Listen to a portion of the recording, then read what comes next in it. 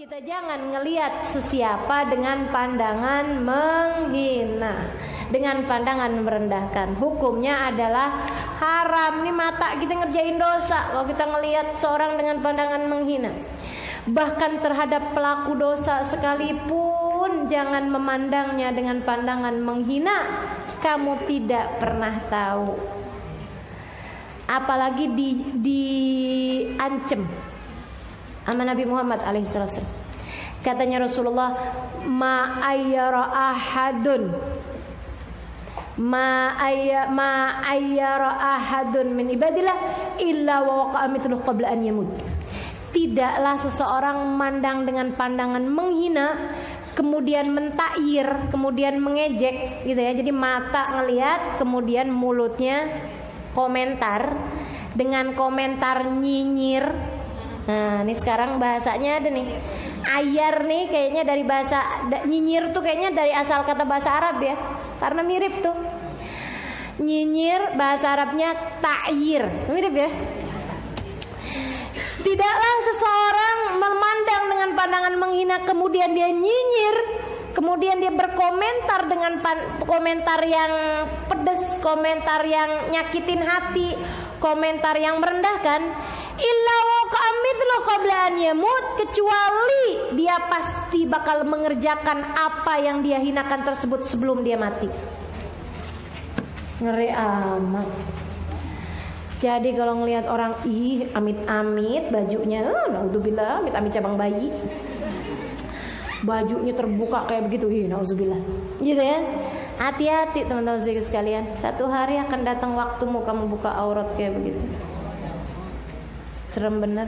Walaupun dalam keadaan terpaksa, misalnya rumah kebakaran atau apa gitu ya, kita dalam keadaan kayak begitu, pakaiannya belum lagi di kamar mandi.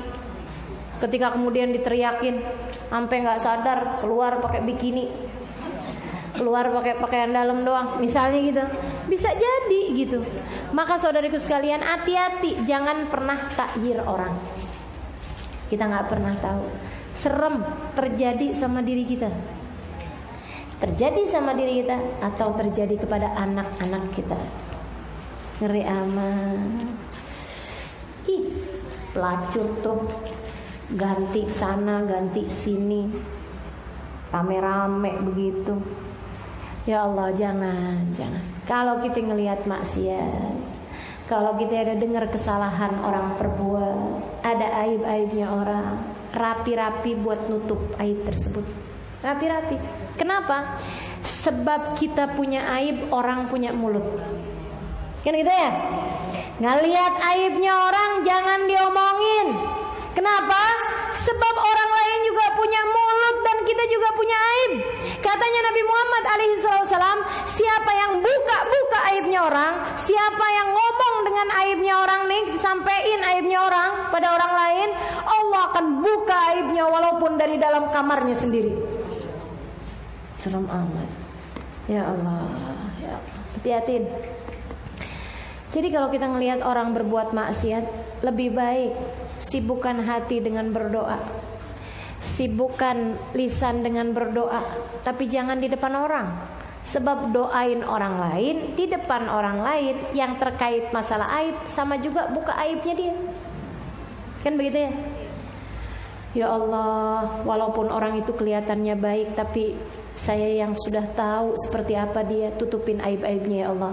Didengar sama sebelah, emang dia kenapa ya? Kayaknya doa, padahal dia lagi inian kan gitu ya. Kita udah kelihatan gitu orang lain gitu. Ya Allah, kasih hidayah tuh orang. Kan yang sebelah kita nanya, emang kenapa dia? Gitu. Maka saudaraku sekalian, saya melihatkan doanya fi dhahril ghaib. Doanya jangan di depan orang. Doanya saat kita lagi tahajud itu baru beneran doa. Doanya saat kita lagi sujud itu baru beneran doa. Saat kita lagi munajat kepada Allah, gak ada sesiapa yang tahu. Ya Allah, ya Allah, orang itu ya Allah telah mengerjakan perbuatan dosa, telah membuatmu murka. Ya Allah, tutupilah aibnya dan tutupilah aibku. Ya Allah, beri hidayahmu kepadanya dan kepadaku. Itu yang seharusnya dilakukan oleh sesama saudara muslim, sesama saudari muslimah. Kalau kita tahu ada aibnya orang, kita rajin-rajin tutupin baik-baik sambil minta sama Allah Subhanahu wa taala, mudah-mudahan Allah jaga dirinya dan Allah jaga diri kita. Amin ya rabbal alamin.